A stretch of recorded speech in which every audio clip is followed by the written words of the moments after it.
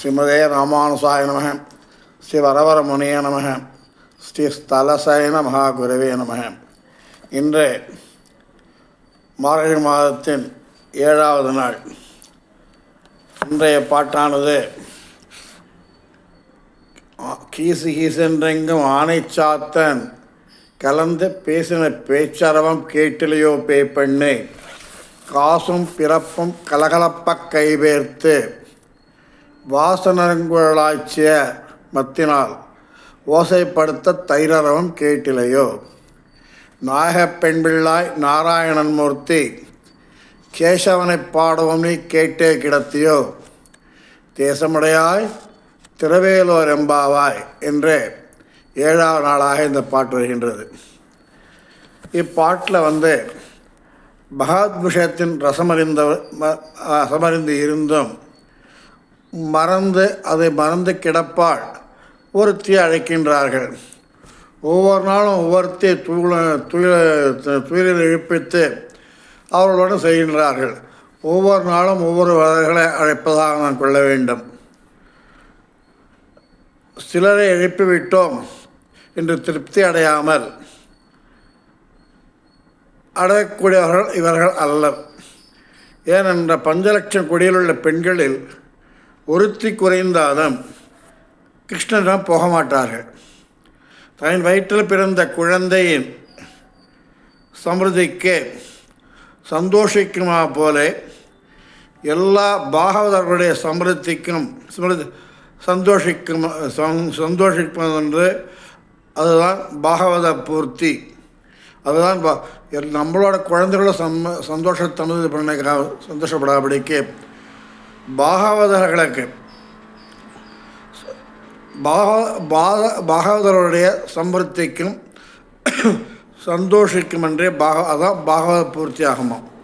இவ்விடத்தில் பின்வரும் ஐதீகங்கள் அனுசந்திக்கத்தக்கவை. எம்பெருமானாருடைய சிஷ்யரான நஞ்சியர் எழுந்தொள்ளும் பொழுது எம்பெருமானோட சிஷ்யர் ஆட்கொள்ளிஜீயர் ஆட்கொண்ட எம்பெருமானோட சிஷ்யர் ஆட்கொண்ட வில்லிஜீயர் எழுந்தொள்ளும் பொழுது நஞ்சியர் அவரை சேவித்து நிற்க பகவத் விஷயத்தில் ருசினுக்கு மெய்யாக பிறந்ததில்லை பாரும் காணும் அப்படின்ற ஆட்கொள்ளஜியர் நஞ்சியரை பார்த்து நஞ்சியாரை சேவித்து நிற்கிறார். ஆட்கொள்ளி பகவத் விஷயத்தில் இன்னும் நமக்கு ருசி மெய்யாக பிறக்கல என்று ஆட்கொண்ட வில்லிஜியர் அருளி செய்ய அதுக்கு நஞ்சிய உண்மை போல் ஆசாரியவார்கள் உண்டோ, உண்மையோட பெரியவர்கள் உண்டோ, பெரிய மனுஷர்கள் உண்டோ என்று இவ்வாறு இங்கே அருளி செய்வானேன் என்று கேட்க, பகவத் விஷயத்திலே மெய்யே ருசி என்று இருக்காது எப்படின்னாக்க, உண்மையாக பகவத் ருசி உண்டுன்னு எப்படி உணரலாம் இருக்கலான்னு இருப்பது எப்படி இருப்புனாக்க பாகவதர்களை கண்டால் உகக்கும் என்று காணும் என்று அருளி செய்ய. அதாவது ஸ்ரீதேவி மங்கலங்கிற ஊரில் நஞ்சியரோட சிஷ்யர்கள் சில ஊரில் உள்ள அனைவருக்கு மக்களுக்கு அமுது செய்வத்தை கொண்டிருப்பதை கண்ட பட்டர், நம்முடைய கையிலே சில மெய்யுண்டா என்று அடியிலே மெய்யருண்டாய் அவர்களுடைய மெய் இவ்வளவும் வரப்பேசுகிறது என்று அருளி செய்தாராம். அதாவது நமக்கு ஸ்ரீ வைஷ்ணவத்தை பூர்த்தி இல்லாவிடனும் நம் சிஷ்யரான நஞ்சீரின் சிஷ்யர்களுக்கு ஸ்ரீ வைஷ்ணவத்துவம் பூர்த்தியாக இருக்கையாலே அவர்களுடைய பிரபாவம் நம்மளவும் வெள்ளமிடும். இதுதான் தாத்பரியம். என்ன சொன்னான்னு பட்ட சொல்கிறேன். நம்முடைய கையிலே சில மெய்யுண்டா என்று அடியிலே மெய்யாருண்டாய் அவர்களுடைய மெய் இவ்வளவு வரப்பேசுகிறது என்று அருளி செய்ததற்கு வியாக்கியானம் இதுதான். நமது ஸ்ரீ வைஷ்ணவத்தை பூர்த்தி இல்லாவிடனும் நமக்கு நம் சிஷ்யரான நஞ்சேரின் சிஷ்யர்களுக்கு ஸ்ரீ வைஷ்ணவ பூர்த்தியாக இருப்பதாலே அவர்களுடைய பிரபாவம் நம்மளவும் வந்து சேரும், வெள்ளமாக வந்து பெருக்கெடுக்கும் என்றே இதற்கு அர்த்தமாகும். இனிமேல் பாசுரத்தின் வியாக்கியானத்தை சில அனுபவிக்கலாம். தூங்கும் பெண்ணிடம் இவர்கள் போய் பொழுது விடிந்தது எழுந்திரா என்றார்கள். அதாவது தூங்கும் பெண்ணோ விடிந்ததற்கு என்ன அடையாளம் என்று கேட்டாள். ஆனை சாத்தன் கீசு கீசுன்றதென்றோ என்றார்கள். ஆனை சாத்தன் ஒரு பறவை, அது வந்து இதில் பரத்வாஜ பட்சி அப்படின்னுவா. நம்மூர்கள் எப்படின்னா நீளவால் குருகி அப்படின்னுவா. கரிச்சலாங்குஞ்சு கருப்பாக இருக்கும், மாரில் வெள்ளையாக இருக்கும், இது பண்ண நம்ம வெள்ளை தடவை மாதிரி வால் நீண்ட வாலாக இருக்கும். அது ஆனை சாத்தன் அப்படின்ற அந்த குருவிக்கு பேர். அது இன்னொன்று ஆள்காட்டும் ஆணை சாத்தன் அப்படின்னுவா. அதாவது மனுஷெல்லாம் வந்துட்டான்னாக்க அந்த வேகமாக சத்தம் போட்டு பெரிய உற்சவம் உண்டாக்கி ஒலியை உண்டாக்கி மனிதர்கள் வருகிறார்கள், விலங்குகள் வருகிறார்கள், மற்ற விலங்குகளுக்கு வந்து உஷார்படுத்தும். நீங்கள் விலங்கு பயந்து எங்கேயே போகிறதுனா ஓடி ஒழிஞ்சிக்கோங்க, இவங்க மனுஷா வரா, விலங்குகள்லாம் வருதுன்ட்டு. ஆள்காட்டும் ஆணை சாத்தன் இந்த குருவிக்கு பேர். ஆணை சாத்தன், அதாவது ஆணை சாத்தன் கூவினாக்க எப்படி விடுந்ததாக விடுமோ என்று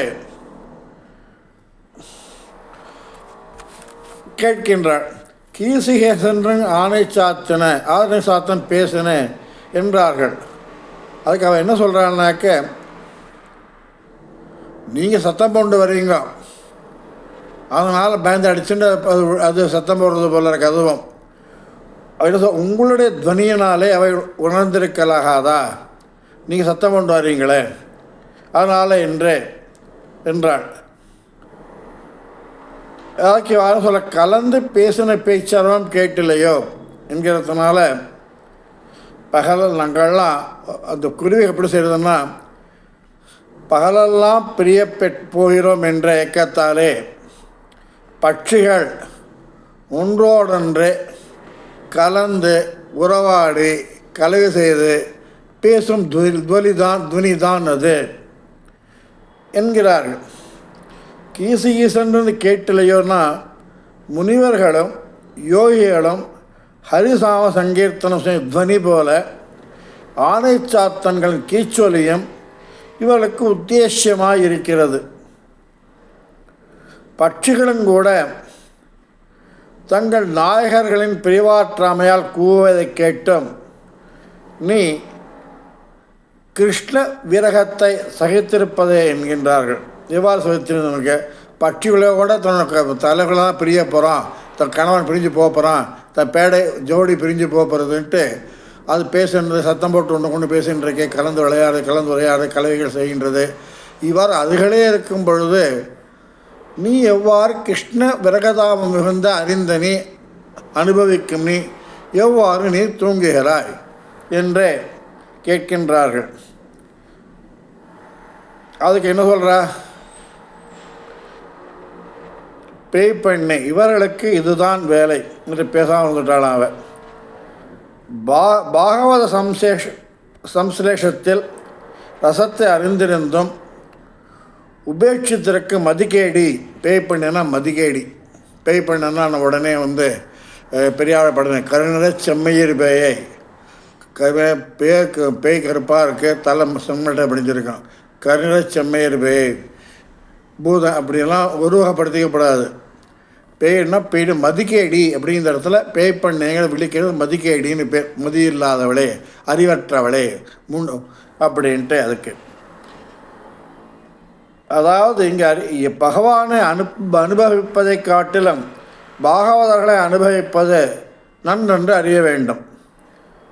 பொழுது விடியாமல் இருக்கும் பொழுது விடிந்தது என்று சொல்லுகிற நீங்களன்றோ மதிகேடிகள் பேய்ப்பெண்கள், நான் பேய்ப்பெண் இல்லை, மதிகேடி இல்லை.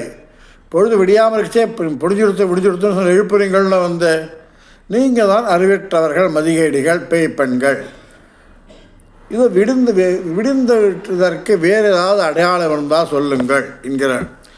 காசும் பிறப்பும் அப்படின்னு வார்த்தை வரும். காசும் பிறப்பும் கலகலப்ப கைவேர்த்து வாசனரும் குழலாட்சியர் மத்தினால் ஓசைப்படுத்த தைரரமம் கேட்டிலையோ. அதுக்கு அடுத்த வரி வரப்போகிறது. காசும் பிறப்புங்கிறது என்னென்னா, இவ்வூரில் பொண்கள்லாம் தயிர் கடைஞ்சின்னு இருக்கா.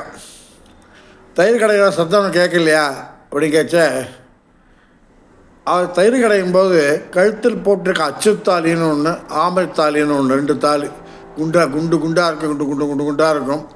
இன்னொன்று ஆமைத்தாலின்னு ஒன்று சொல்லுவாள். அதை தயிர் கடையும் பொழுது அதோட உரசுறது ஒன்றோட ஒன்று உரசு பெருஞ்சத்தத்தை உண்டாக்குறது. அந்த ஒலி உனக்கு கேட்கலையா அப்படி கேட்குறான். அது அப்படின்னாக்க பேரரவம் அப்படின்னு வசப்படுத்த கேட்டோம் பெண்புள்ளாய். நான் அதாவது ஒலி பயங்கர உருவமாக இருக்கான். எப்படி இருக்குன்னாக்க, நம்மாழ்வார் வந்து 7ஆம் 12ஆம் திருமொழியில் வந்து ஆழியழ சங்கம் வில்லுமழன்னு ஒன்று பாடுவார் பாசுரம். அறவூறு சலாய் மலை தைக்கும் ஒலி என்னுமா போல துவனிக்கிறது, சத்தம் போடுறதாம். ஆப்பண துவனி இவர்களுக்கு உத்தேசமாக இருக்கிறது. கைப்பெயர்த்து அப்படிங்கிற விஷயத்தில் வந்து தயிரின் பெருமையாலும் இவர்களுடைய மார்த்தவத்தாலும் மலை பெயர்த்தார் போல் கை பெயர்க்கிறபடி, அதாவது எப்படின்னாக்க, பசுமாடு கிருஷ்ணன் வந்துட்டா, பசுமாடு 2-3 பாட்டு மாடு முளைக்காமல்லாம் பெருசாக இருக்குது. 2 கையால் அமுக்கி பிழிஞ்சு உரித்து அணைத்து கொண்டு பிழிஞ்சு பாலை கறக்க வேண்டும். கிருஷ்ணன் ஆயர்பாடில் பிறந்ததற்கு பிறகு பசுமாட்டுக்கும் பாலுக்கும் என்றைக்குமே குறைவில்லை. எப்பொழுதும் அதுக்கு வந்து கொஞ்சம் இருந்தால் தானே வந்து ஒருத்தர் கடையணும். ஊர் பூரா ராப்பகலாக கடைஞ்சின்றிருக்கள் உட்காந்துண்டு. ஒருத்தர் கடைஞ்சாலே கடக்குன்னு சத்தம். அதாவது பானை இப்படி இருக்கும், மத்து இப்படி இருக்கும், நீல கம்பு மாதிரி அதை சுற்றி உள்ள இப்படி இழுக்கிறதுக்கு சார் இழுக்கிறது தான் மத்து கிடையிறதுன்னு பெண்ணை கிடையிறது. நம்ம ஆற்றுல வந்து நேராக என்ன இதை வச்சு மற்ற துண்டு வச்சு சும்பு வச்சு இப்படி கடந்து போடுவோம் கையில் பிடிச்சிட்டு. அது இல்லை, இப்படி சார்னு ஃபுல்லாக போயிட்டு சார் உடம்பு பூரா ஆடும். உடம்புலாம் தாலிகள்லாம் ஆடின்னு இருக்கும், ஆபரணங்கள்லாம் ஆடும் போட்டுன்னு இருக்கிறதெல்லாம். கண்ணன் ஆயர்பாடில் பிறந்த பிறகு அங்கே தயிருக்கு பஞ்சம் இல்லை. என்ன அவ்வாறு இருக்கும் பொழுதே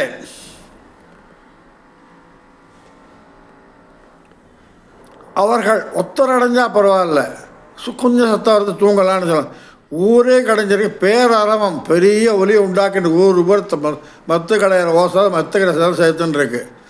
இதை பார்த்ததுக்கு அப்புறம் வந்து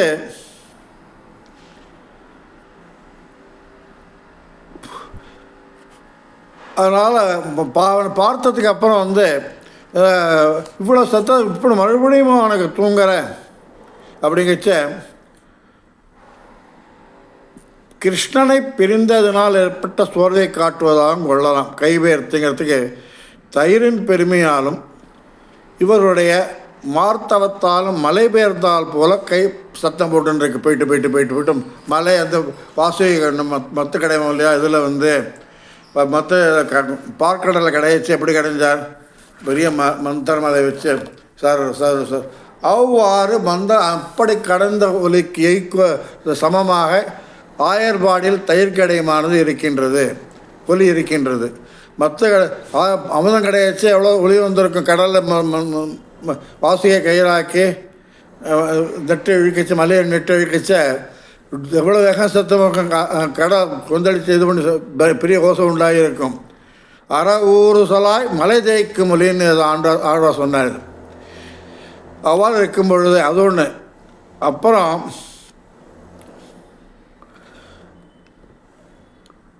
கிருஷ்ணன் வந்துட்டான். நீ தயிர் கடையிற, வெண்ணெய் எடு, பரவாயில்ல, ரொம்ப சந்தோஷமான விஷயம். வெண்ணெய் எடுத்த அப்புறம் தயிர் வெண்ணெய் உண்டானே தடங்குருகோ சடகோபன் அப்படின்னு ஒரு பாடு இருக்குது. தயிர் வெண்ணெய்னாக்க அவனுக்கு தயிரும் வெண்ணெயும் தான் பிடிக்கும், சுத்தமாக மோரே பிடிக்காது. நீ இவ்வாறு தயிரை, கடையும் தயிரை நான் மோராக போக விட மாட்டேன், மோராக்க விட்டேன். நீ உன்னை என்னதான் சொன்னால் மோராக்க விட மாட்டேன் தயிரை விழுந்தா. ஏன்னா கிருஷ்ணனுக்கு பிடிக்காத ஐட்டங்களில் வந்து முக்கியமான ஐட்டம் மோர். சொல்லார் இல்லையா சிறிய மடல்ல இப்போ திருமங்கை ஆழ்வார் அருகிருந்து தாரார் தடந்தோளவும் உள்ளளவும் கை நீட்டி ஆறாத வெண்ணெய் விழுங்கி அருகிருந்த மோரார் உடமுரட்டி முன்கிடந்து தானத்தேன்னு சாப்பிடுவான். தயிர் வெண்ணெயெல்லாம் மோரை பார்த்தா கலைத்த காலால் எட்டி உதச்சிட்டு போயிடுவானாம். அருகிருந்த மோரார் உடமுரட்டி முன்கிடந்த தானத்தே அப்படின்னு அவர் திரும்ப பாடிருக்க சிறிய அவனை பிடிக்காத விஷயம் மோர். அவன் கையை பிடிச்சி இருக்கிறதுனால அது அதுக்கு சிரமத்தை காட்டுகிறதுனால இதை கொள்ளலாம். வாசனங்கோளாட்சியர் அப்படின்னு என்ன அர்த்தம்னாக்க, மயிர் முடி அவிழ்ந்த அதில் தயிரில் தலைமுடியானதை கடையும் போது கடைச்ச தயிர் நல்லா கொண்டப்பட்டுருப்பா. இந்த பின் ஊக்கெல்லாம் ஊற்றின்றாப்பாங்க, நல்லா பிடிச்சி தொங்க தலையில் தூக்கின்னு இருக்கும். கடையிற வேகத்தில் வந்து தலையில் சிறுகிற தலைமயிரை அவிழ்ந்து கொண்ட குடுமி அழுந்து போனதுக்கு அப்புறம் அதில் உள்ள மலர்கள்லாம் இருக்கு இல்லையா, அவர் பரிமளமானது எங்கேயுமே பரவி வெள்ளம் போல் வாசனை பரவுறது தான் எல்லா இடத்துலையும். ஒருத்தர் வீட்டில் இல்லை, இது வந்து ஒரு வீடு ஊமைங்கிறது 1000 பாடி முழுதும் அவ்வாறு இருந்தது நாம் எடுத்துக்கொள்ள வேண்டும். அதை நம்மால் பாடுவார் திருகாக்கரை பாசுரத்தில் வந்து திருவெல்லாம் காவி கமல் திருகாக்கரை அப்படின்ட்டு பாடுவார். ஊரை உறங்க ஒட்டாதபடி வாசனை வெள்ளமிடுகையில் இனி எப்படித்தான் ஒருங்கிற அவள் தள்ளி தொன்னே தயிர் கடையிறான். தயிர் கடையச்சா வந்து கிருஷ்ணன் நானும் பிடிச்சி இழுப்பேன்னு சொல்லிட்டு அந்த மோராக்கோட மாதிரி ஒரு கையை பிடிச்சி இழுத்துன்னு இருக்கான். அது ஏதாவது ரித்தமாக வருது வந்து ஒருத்தன் தடங்கல் பண்ணான்னா அதை சுருத்தி மாறும் இல்லையா. அதே போல் அவன் கையை பிடிச்சி ஒரு பக்கம் எழுத்தான மோராக்கா மோர் வாண்டான்னுட்டு அதோட அது தனியான ஒலி உண்டாக்குறது. ஒருவர் 1000 பாடி முழுவதும் அனைவரும் ஒரே சமயத்தில் மோர் கிடைவதால் பேரரவமான பெரிய ஒலி கேட்கின்றது. எவ்வாறு கேட்கின்றதுனால்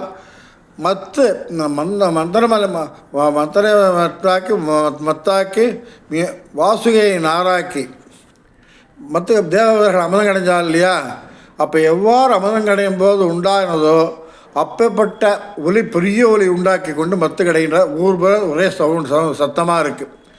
இந்த சத்தத்தில் தான் நீ எப்படி தான் தூங்குறியோ தெரியல. சரி, அதுதான் மேடுத்து அதை விட்டுரு, உனக்கு காதில் விழலை, காதில் படுத்துன்னு தூங்கிட்டு இருக்க. இந்த வாசனை மத்துகள் கிடையும் பொழுது ஆட்சியர்களின் கூந்தல்களில் அவிழ்ந்து அதில் சூடிக்கொண்டிருந்த மலர்களின் வாசனைகள் ஊர் பூர வெள்ளமாக வாசனையாக ஒரே மனமாக இருக்கான். ஊர் மூக்கை தொலைக்கிறது. இந்த வாசனையில் நீ எப்படி தூங்கின அப்படின்ட்டு எப்படித்தான் நீ உறங்குகிறாயோ என்று கூறுகின்றார். ஆய்ப்பாடில் வந்து ஒருத்தியல்ல என்று சொல்ல முடியாதபடிக்கு ஆய்ப்பாடியுள்ள இடைச்சிகளெல்லாம் தயிர் கடைவதில் ஈடுபட்டார்கள். மற்ற நாள் கேட்டலை தான் திருப்பார்கடை சொன்னேன். மந்திரமலையால் திருப்பார்கடை கலக்கினால் போல் முழங்கும் இந்த சப்தமும் உன் செவியில் புகழ் இல்லையா அப்படின்ட்டு.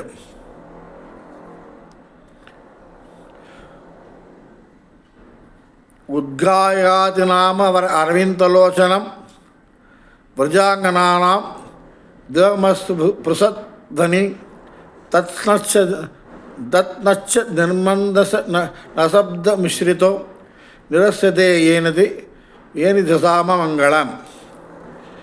உத்காயதீனாம் அரவிந்தலோச்சனம் பிரஜாங்கனானாம் தேமஸ் பிரசத்தனி தத்மச்ச நிமந்தன சப்தமிஸ்ரிதோ நிமந்தனா ஓசை மந்தனம் மற்ற இது கடை மாதிரி தத்னஷனிர் மந்தன சப்தம் மிஸ்ரிதோ நிரஸ்யத்தே ஏனதி சாமமங்கலம் என்று கூறி தாமரைக்கண்ணன் நினைத்து பாடுகிற கோபஸ்திரிகளின் ஒலியானது தயிர்கடை மோசையுடன் கூடிக்கொண்டு திசைகளில் எங்கும் அமங்கலங்களை போக்கிக் கொண்டும் அமங்கலங்களை போக்கிக் கொண்டும் அந்த துவனியானது ஸ்ரீவைகுண்டத்தை எட்டியதான். இவ்வாறு இருக்கும் பொழுது இந்த ஸ்ரீவைகுண்டத்தையே விட்ட துவனியானதும் காதில் என்னவா விழாமல் தூங்கிட்டு இருக்கேன் படுத்துண்டு. தியோமஸ் பிரசத்தனி என்ற இடத்தில் பொருளாக கிருஷ்ண குணங்கள் பூமியில் நடந்து கொண்டிருக்கும் பொழுது மலையில் இருப்பாரை போல நீ எப்படி உயர இருக்க? கிருஷ்ணனும் பூமியிலும் சேஷ்டிதம் பண்ணின்னு இருக்கான். அவங்க கல்யாண சேஷ்டிதங்கள்லாம் கீழே நடந்துட்டுருக்கச்ச மலையிலேருந்து வேடிக்கை வெட்டி பார்க்குற மாதிரி என்ன மாதிரி எப்படி மலையில் இருக்கிற மாதிரி இருந்துட்டுருக்கேன் நீ தூங்குறியே, அது கீழே வந்துன்னா அதை அனுபவிக்கணும் இதெல்லாம் அப்படின்ட்டு இது 6000 படியில் அழி செய்யப்பட்ட விஷயமானது இது. இதை கேட்டலையோ இந்த கேட்க ஒட்டாதபடி உள்ளேயும் ஒரு தயிருண்டோ கேட்டலையோனா இதை கேட்க ஒட்டாதபடிக்கு உள்ளேயும் ஒரு தயிருண்டோ என்கிறார்கள். பிரணயகரம் நடக்கின்றதோ என்று பாவம் முன்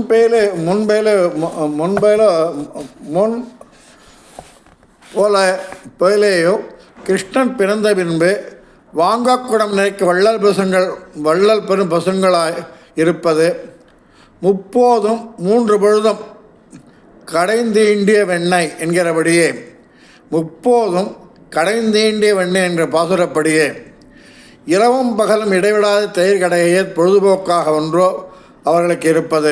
வேலையே கிடையாது, சாப்பிட்றது தயிர் கிடையாது. ஆகையால் இது விடிவுக்கு அடையாளம் என்று அவருக்கு பேசுகிறார். அவன் சொல்கிறா, நீ சொல்கிற தயிர் கிடையாது, ஓசை கிடையாது, 6 மலைக்கு எதிர்ந்தோடுலாம் சொன்னீங்க, 6 ஊர் சொல்லா மலதேக்குமெல்லாம் சொன்னீங்க நீங்கள், இதெல்லாம் ஒரு வியாஜியமாக எடுத்துக்க முடியாது. பொழுது விடிஞ்சிடுத்து அப்படின்ட்டு நீங்கள் சொன்ன தயிர் கடை கேட்கலையா? வாசனை நறுமலர்கள் கூந்தல் விழுந்த பூரா மனம் கேட்கலையா? இப்போ தயிர் கடையில் ஒளியானது வைகுண்டம் மட்டும் கேட்குறது ஒன்றும் காதில் விழலையான்னு கேட்குறியே, அதெல்லாம் சந்தோஷமான விஷயம்தான் ஒத்துக்கிறேன். ஆனால் இதுதான் பொழுது விழுந்ததற்கு அடையாளம் கிடையாது. அப்போ என்ன அடையாளம் வச்ச இவர்கள் வாங்கக்குடம் நிறைக்கும் வள்ளல் பெருமக்கள் கோகுலத்தில் வந்ததுக்கு அப்புறம் ஆயர்பாடு வந்ததுக்கு அப்புறம் பாலுக்கு எந்த குறையுமே இல்லை. குடமாக கறந்துட்டே கிடக்கு. முப்போதும் கடைந்த வேண்டிய வெண்ணெய்ன்னு அந்த பாசுரம். அப்போ 3 பொழுதும் அவளுக்கு எப்போதுமே சாப்பிட்றது அவளுக்கு பொழுதுபோக்காகவும் முக்கிய வேலையாக நாள் பூரா முக்கிய வேலையாகவும் இருப்பது தயிர் கிடைவது தான், வெண்ணெய் கிடைவது தான். அதனால் இந்த ஒலியும் 3 பொழுது கிடைச்சிருக்கா. மத்தியானம் எடுத்துப்பேனா, அதை காலம்பரைன்னு எடுத்துப்பேனா, சாயங்காலம் எடுத்துப்பேன், எந்த பொருளும் கணக்கு பண்ணிக்கணும் அப்படிங்கிறா. அவர் முப்போதும் கடைந்தீண்டு வெண்ணெய் கிடைவதால் இதை நான் காலம்பரை விடுந்தமைக்கு நான் ஒற்றுமை விடுந்ததுக்கு என்று நான் ஏற்றுக்கொள்ள முடியாது என்று சொல்லிவிட்டு இப்போ சாப்படுத்துட்டுருக்கா. உடனே அடுத்தவென்று நாயக பெண் பிள்ளாய் என்கிறார்கள். பெண்களுக்கெல்லாம் தலைவியாய் இருப்பதற்கு எதுவோ அடையாளம் என்று தாத்பரியம். நீ எங்களுக்கெல்லாம் தலைவியாயிருக்கும் செருக்கினாலே அல்லவா இப்படி சொன்ன வார்த்தைகளுக்கெல்லாம் பதில் சொல்லிட்டு பேசாமல் இடக்கு படக்கா கேட்குற கேள்விகளாம் அது இல்லை இது சொல்லின்னு இருக்க. ஏன் நீ எங்களுக்கு தலைவியாக இருக்கிற அதனால தானே சொல்லின்னு இருக்கேன். நீ அது இல்லை என்றால் எழுந்து வந்திருப்பாய் ஒரு கால் இப்படியே கேட்கச்ச. தலைவியான மற்றும் சொல்கிறா, தலைவியான நீ முன் உதாரணமாக எழுந்துட்டு எங்களை தூக்கத்திலிருந்து எழுப்ப வேண்டியிருக்க நாங்கள் உன்னை எழுப்புவது முறையோ? இப்படி இருக்கு தலைகீழாக இருக்க, நீ எழுப்புறதுக்கு நாங்கள் ஒன்று எழுப்ப வேண்டியிருக்கு அப்படிங்கிறா. உள்ளத்தில் அன்புடையவர் ஆகையாலே பேய் பெண்ணு என்றதும் நாயக பெண்பிள்ளா என்றதும் ஒன்றாயிருக்கு. உங்களுக்கு அடிமையான என்னை நாயக பெண்பிள்ளாய் என்று அழைக்கலாமோ? நீங்கள் அழைக்கும் போது நான் வராமல் இருந்து விடுவேனோ என்றார். அதாவது டக்குன்னு என்ன சொல்லிட்டாள்னா, நாயக பெண்பிள்ளான்னு கூப்பிட்டா. பேய் பெண்ணே காதில் போட்டுக்கவே இல்லை. நான் தான் மதிகேடி, நீங்களும் மதிகேடி தான், எனக்கு தெரியாத விஷயம் இல்லை, நான் கிருஷ்ண சைடு அது பறவைகளுக்கு சம்மந்தம் கிடையாது, நீங்கள் வந்து அதை சத்தப்பட்டு சொல்கிறதுனால இங்கே துவனி கேட்டு அதை பறவைகள்லாம் ஒன்று கொண்டு பேசுகிறா, துவனி எழுப்பின்னு இருக்கு அதெல்லாம் சொல்லிவிட்டு, நான் மதிகேடி பேய் பெண்ணில் நீங்கள் தான் மதிகேடி பேய் பெண்ணேன்னு சொல்கிறா. கடைசியில் நாயக பெண் பிள்ளை அப்படிங்கிறச்ச என்ன சொல்கிறேன், அம்மா நீ நாயக பெண் பிள்ளைன்னா எங்களுக்கு தலைவினி, நீ எங்களை எழுப்புறது இருக்க, நாங்கள் உன்னை எழுப்ப வேண்டியிருக்க பற்றியா அப்படிங்கிறச்சா இவ்வளோ டபால்னு என்ன நாங்களும் உங்களில் ஒருவன் தானே, உங்களுக்கு நான் உங்களோட அடிமை தானே. நான் அடிமைனா ஒருத்தர் அடியன் பாவதெல்லாம் ஒருத்தர் சொல்லிப்பா இல்லையா, உங்களுக்கு அடியன் தானே நான். அவ்வாறு அடியேனாக இருக்கும் என்னை எவ்வாறு நீங்கள் நாயக பெண்பிள்ளா என்று அழைக்கலாம்? இவ்வாறு அழைக்க முடியுமோ? நீ சாதாரணமாக கூப்பிட்டாலே நான் வருவேன்னு சடக்குன்னு உடனே எழுந்து வர்றதுக்காக என்ன செய்கிறா அப்படின்னாக்கை வாழலாம். உடனே கேசியை கொன்ற விருத்தாந்தத்தை பேசுகிறார்கள். கேசி என்ற அசுரனை கிருஷ்ணன் முடித்தார். நாராயண பெண்பிள்ளா கேசவனை பாடவும்னு கேட்டே கிடத்தியோ அப்படிங்கச்ச, நாயக பெண்பிள்ளா நாராயணன் மூர்த்தி கேசவனை பாடவும்னு கேட்டே கிடத்தியோ அப்படிங்கிறார். நாயக பெண்பிள்ளை என்ற இடத்துல வாய் திறக்காமல் இருந்தவர் நீ எழுந்திருக்க வேண்டும் என்பதற்காக நாங்கள் பாடும் பொழுது அதையே தாலாட்டாக கொண்டு தூங்கலாமோ என்பதான் கொள்ளலாமா. நாயக பெண்பிள்ளாய் எழுந்திருக்க வேணும் என்ற இடத்துல வாய் திறக்காமல் வாய் தருவாமலேயே வாய்க்கசாக மூடின்னு இருக்கிறதுனால நாங்கள் என்ன நினைக்கிறோம், இவ்வளோ பாட்டு பாடியிருக்கோம், இந்த பேய் பெண்ணு நாயக பெண்பிள்ளாய் நாராயணன் பாடும் கேசவனை பாடும் கேட்டே கிடத்தியோ சொல்லி பாடு, நீ என்ன நினச்சிருக்கீங்கன்னா தாலாட்டாக நினச்சி தூங்குறையோ அப்படிங்கிறாளாம்.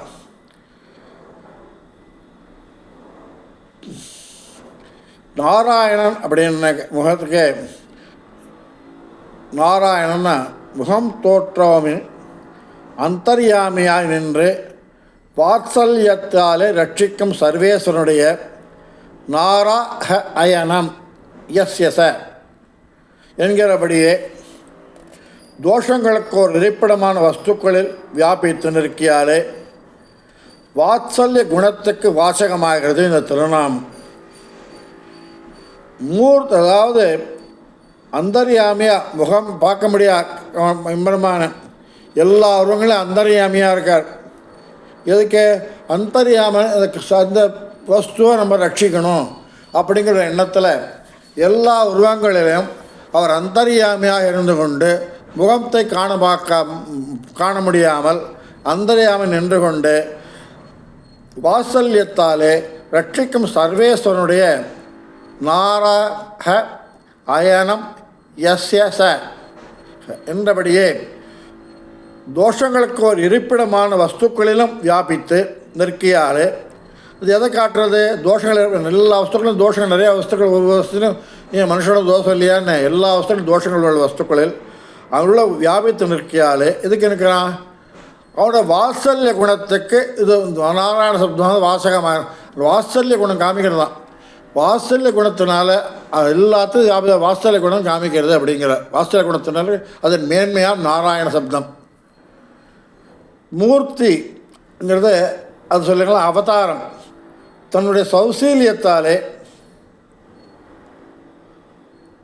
சதஸ்மாத் பரன் தன்னை தாழ விட்டு பிறந்தபடி, அதாவது மூர்த்தின்னா பரமாவதில் வந்துட்டார். தன்னுடைய சௌசீல்யத்தினால தான் பல ரூபங்களையும் பல அவதாரங்களையும் எடுக்கிறார். நீ எக்கேடு கெட்டு போனோடா அப்படிக்கு எல்லாரையும் ரட்சித்து எல்லாரையும் ரட்சிக்க வேணும், எல்லாரையும் நல்வழிப்படுத்த வேண்டும் எண்ணத்தினால்தான் அவ்வப்பொழுது அவதாரங்கள் எடுத்தது. தம் சௌசீல்யத்தினாலே தன்னை தாழ விட்டு கொண்டுன்னா என்ன? கிருஷ்ணாவதாரம் ஒன்றே சாட்சி. ஏன் அவன் தேவையில்லை, நான் அங்கே உட்காந்துட்டே பார்க்கலாமே, நான் அங்கே உட்காந்துட்டு எல்லா ஆத்மாக்களும் உட்காந்துட்டுருக்கேன்னு சொல்லாமே கீழே பிறந்துண்டு கிருஷ்ணனாக பிறந்து மாட்டுக்கொட்டில் தவிழ்ந்துண்டு மாட்டுப்பாலை கறந்து குடிச்சுண்டு அப்புறம் கோபால தோளில் கையை போட்டுட்டு வந்து இது அந்த அழகில் ஒன்று இருக்குது. அவன் புல்லாங்க விழுதுட்டு வருவான், மல்லிகை கமல் தண்டலீரமாலோ அது ஒன்று. அந்த பாட்டில் பார்த்தீங்கன்னாக்கா கிருஷ்ணா அடிக்கிற லூட்டி இருக்க புல்லாங்க விழுதுட்டு வரைச்ச அதில் பானை வரைச்ச வருவானா போச்சோர் தோழன் கையில் போட்டுருவாங்க. எப்படி வேணால் இன்னும் தழைகளும் தொங்கலம்னு பாசுரம்னு வரும்.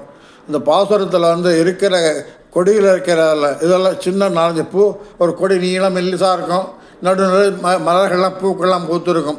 அதை பார்த்தபடி ஹாரம் மாதிரி இருக்குமா அவனுக்கு. அத்தனையும் பிடிங்கி கழுத்தில் போடணும். தழைகளும் தொங்கலும்னு பாருமா மக்களமான பாசுரம். அருளிச்செயலெல்லாம் அனுபவிச்சோன்னாக்க உள்ளே பூந்தோன்னாக்க வெளியில் வரத்துக்கே மனசு வராது. அதில் கழுத்தெல்லாம் அள்ளி போட்டு ஊதிட்டு வருவான். ஊதுகுழல் இவன் வறட்சியே கோபிகளாம் வாசனை நிற்பா. காலப்புறம் போனால் இப்போ தான் வரான் அப்படியான்னு, இப்போ தான் வரான் பார் அப்படின்ட்டு. இதுக்கு மாலை பூசல்னு பேர் இந்த மல்லிகை கமல் தண்டையில் மாலவுக்கு. இந்த பாசுரத்தில் சொல்லச்சா மாதிரி சொல்லும் பொழுது அமக்களமாக வரக்கூடியவனவன். ஏன் வரான்னாக்க, ஏன் இப்படி ஒரே குளிச்சு 4 நாள் இருக்கும். இவங்க அவ்வளோ தோடு போட்டுக்கணும். மாட்டு கொட்டால் சாணி நாத்தத்தில் உட்காந்துட்டுருப்பான், வெக்கையில் அள்ளி போட்டுருப்பான். ஏன் இது சௌசீல்யத்தால் பல மூர்த்தியாக அவதரிக்கின்றான் கிருஷ்ணன். இது அதாவது சௌசீல்யத்தில் தான் நடக்கும், வேறு ஒன்றும் நடக்க முடியாது. நம்மெல்லாம் அது சௌசீல்யம் ஃபுல்லாக இருந்ததுனால தான் அவதாரங்களே உண்டாகிறது. எப்படி வரான்? கேசவனை அப்படிங்கச்ச நம்முடைய கண்களுக்கு தோன்றும்படியாக தன்னை நலிய வந்த கேசியை கொன்று, கேசுன்னு குதிரை வேகமாக கேசம் அது என்ன அடிக்கிறது, வேக ஆர்ப்பாட்டம் ஓடி வருது, இது பண்ணிட்டு வந்துடுறேன் அப்படின்ட்டு அதை ஒரே இடம் சுற்றி அடித்து அது வாய்க்குள்ளே கையை விட்டு குடஞ்சி வாயை மூட முடியல. இது ஒன்று முட்டை கடிக்க வரல, ஒன்றும் வரல. அது திண்டாட்டத்தை உலகத்தில் எந்த ஜென்மமும் திண்டாடாது. அப்படி அந்த இதை போய் கொண்டுவிட்டு தன்னை நலிவந்த கேசியை கொன்று தன்னை நமக்கு உதவி உபகாரன். இவன் தன்னை நமக்கு உதவி உபகாரனுக்கு என்ன அர்த்தம் ஆகுதுன்னாக்க, கேசவனை கொல்லவில்லை என்றால் அவன் எப்படி என்னவா ரட்சிப்பான்? நம்மளை ரட்சிப்பதற்காகவும் கேசி என்ற அரக்கனை கொன்றான். அது கேசவன், கேசியின் அரக்கன் கேசவன் அப்படின்னு பேர் அவனுக்கு. இதில் சொல்லுவார் நம்மாழ்வார் கேசவந்தவர் இல்லை, கேசவந்தவர் கீமியில் இமறி எழுபிறப்பும் பாசர் நம்முடைய வாழ்கின்றவா ஈசனன் கருவாணிக்கும் செங்கோல் இன்னொரு நாயகன் அப்படின்ட்டு கேசவந்தமர். கேசவன்னாக்க குழலும் கேசி ரொம்ப அழகாக இருக்குமா, சுருளாக இருக்குமா, அது ஒரு பேர் உண்டு கேசவன் அப்படின்ட்டு. கேசியை கொண்டனால் கேசவன் அது ஒரு பேர் உண்டு அவனுக்கு உண்டு. அதனால் தன்னை நலிய வந்த கேசியை கொன்று, தன்னை கொல்ல வந்த கேசியை கொன்று, கேசி என்ற குதிரையை கொன்று அரக்கனை கொன்று அவனை நம் ரட்சகத்திற்காக உதவிய பரமன் அவன் கேசவன் பேர்.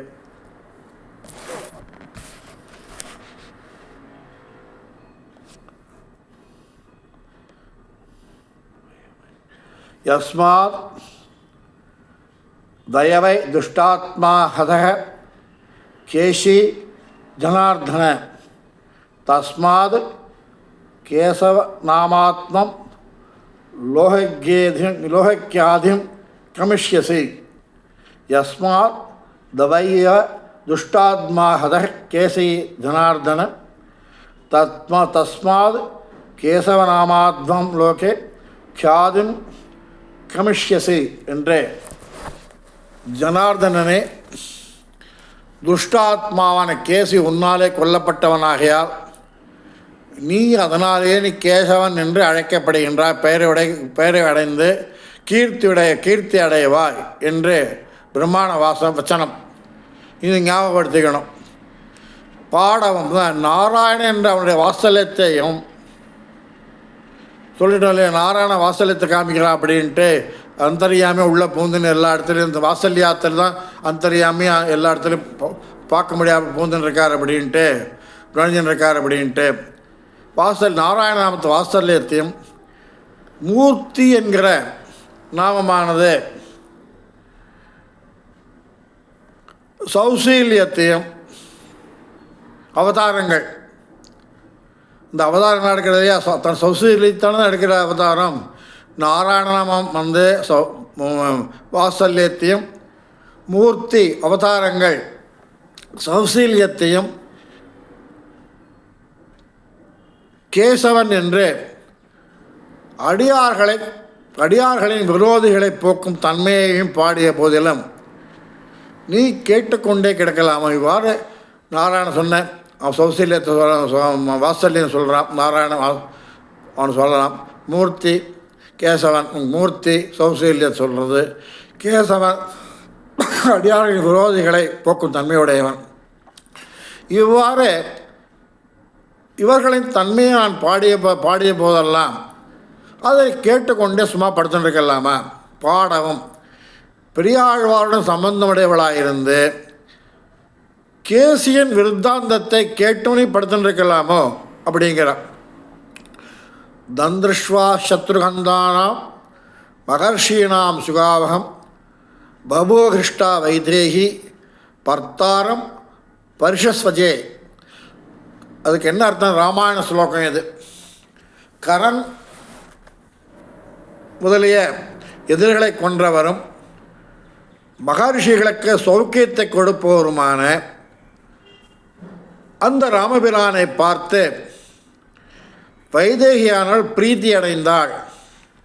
அது மட்டுமல்ல, கணவனான ராகவனை நன்றாக தழுவினாள் என்று கரனை கொன்ற சக்கரவர்த்தி திருமானை காடாலிங்கனம் செய்து கொண்ட பிராட்டியின் கோஷ்டியை நீ சேர்ந்தவளாயிருந்தும் இவ்வாறு தூங்கலாம், பேசாமல் இருக்கியே, நீ கேட்டே கிடத்தியோ, பேசாமல் இருக்கியே, கேட்டே அது இதெல்லாம் திருஷ்டான கேட்டே நீ கெடுத்துன்னு இருக்கியா என்று கூறுகிறார்கள். இது ஜனக மகாராஜன் திருமகளைப் போல நீயன் கிருஷ்ணன் அணைக்க புறப்படுவாய் என்று கேசி விஜயத்தை சொன்னோம். அதுவும் உனக்கு கிருஷ்ண விரோதம் தீர்ந்து மார்பிலே கை வைத்து உறங்குகைக்கு ஹேதுவாகிவிட்டதே என்கிறார்.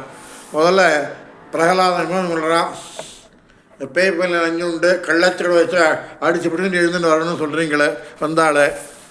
இப்போ இவ்வளோ கேசிய விஷயத்தை விருத்தாந்தத்தை நீ கேட்டு கிருஷ்ணனை கொல்ல வந்துட்டான் பாரு அசுரன் சொன்ன கேட்ட விட நீ மாரில் கை வச்சு நிம்மதியாக நீ தூங்குறியே. அது வந்து சொன்ன விருத்தாந்தமானது உனக்கு தாலாட்டு பாருங்க உலகிற்கு ஹேதுவாகி விட்டதோ அப்படிங்கிறார்கள்.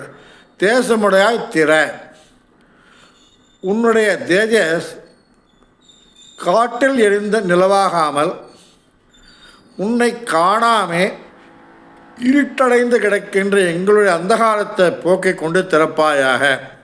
தேசமுடையாய், அதாவது உன்னோட தேஜஸ் இருக்கு இல்லையா, அது எப்பேற்பட்ட ஒளி புரிந்த தேஜஸ் உடையவனி சும்மா காட்டில் ஒரு நிலா இருந்ததுனாக்க அதுக்கு என்ன பிரயோஜனம்? ஒரு மண்ணும் கிடையாது, எரிஞ்சுட்டே இருக்க வேண்டியதுதான். அப்புறம் பொழுது விழுந்தும் காலப்புறம் வந்து மறைஞ்சு போயிடும்.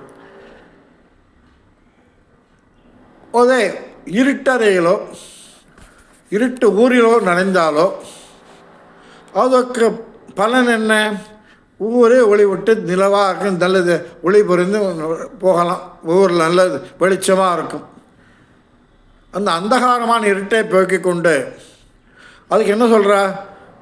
உன்னை உன்னை தேஜஸ் காட்டிலிருந்து நிலவாகாமல் உன்னை காணாமல் இருட்டடைந்து கிடக்கின்ற எங்களுடைய அந்தகாரத்தை போக்கிக் கொண்டு திறப்பாயாக. தேசமுடையாய் திற. அவள் இவ்வளவுக்கும் பேசாமல் கிடக்கையால் சாலக ஜன்னல் ஜாலகன்னா ஜன்னல் துவாரத்தாலே பார்த்தார்களாம். கிருஷ்ணன் கேசியை கொண்டு அனுசந்தத்தினார்